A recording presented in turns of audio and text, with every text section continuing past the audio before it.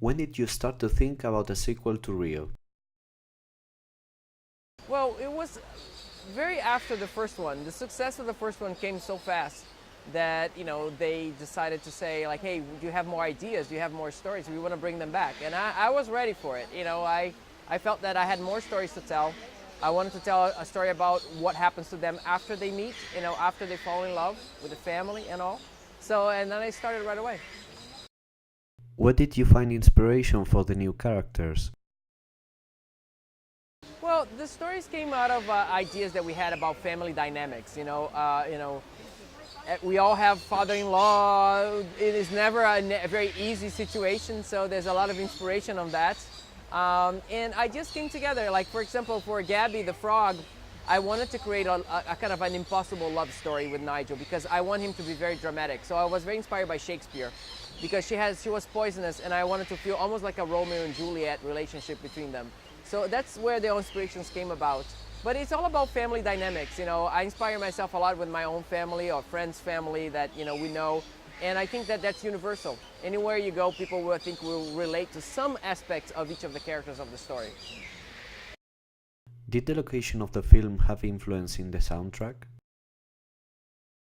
Yeah, well, when I thought about, even for the first movie, when you think about Brazil, if I wanted to convey Brazil, there are two main things that I wanted to show. I like color and music, because I think that's what you take away like right away when you think about Brazil, and that's what I take away when I go there, when I come back. So that's what I wanted to do. So I did it for the first one, but then on the second one, and the first one I was very much like in Rio, so I talked a lot about samba, carnaval, bossa nova, and then on the second one we go to Brazil, we go to the Amazon, so allowed me to give like different sounds and to make the soundtrack even bigger with new actors, new singers, and take people to different rhythms, like using rhythms from the Amazon, using like different groups to create the rhythms. I used this great group from São Paulo that does like body percussion, and they create this very cool set piece in the middle with all the birds dancing.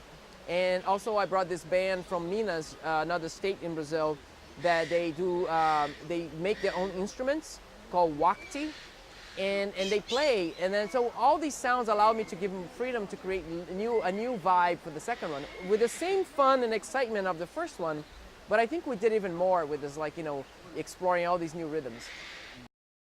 Did you find any challenge in the animation process? Well, the second movie, we bring all the characters back, and because of the technology change, we had to almost redo them all so they can be faster, so they could be like, have more controls for the animators to create better facial expressions and better animation for them. But on top of that, we have to create new characters. And the new characters gives us a lot of challenges. We have like a poisonous frog, we have like animals from the jungle, and also creating the jungle technically was very difficult. Creating nature is very difficult. In the computer, to create a tree with the leaves with the different colors is something that's very complex. So I think that the second one has way more technology than the first one, and especially because of the nature of the Amazon and also the rivers, the water, that's something very difficult to do. What can you tell us about the story of Ferdinand the Bull? Yeah, this is an interesting project. And my next project is called The Story of Ferdinand the Bull, and actually it's based on a book it's a very famous book in the United States. I don't know if it's known here, but there is very known. It's about a bull that doesn't want to fight. And it takes place in Spain. And that gives me a lot of pleasure because I love Spain and it's such a beautiful country.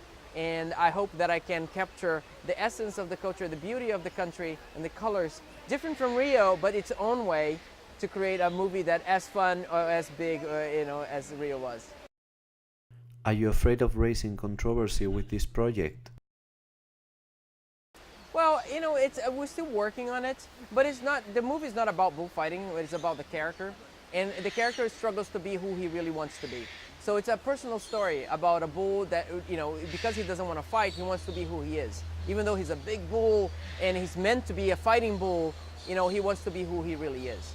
So it's a more, so bullfighting is not a big part of the story, but the culture of, the idea of Spain as the backdrop, similar to the way Brazil was a backdrop for Rio, is the backdrop for an emotional story of the character's journey.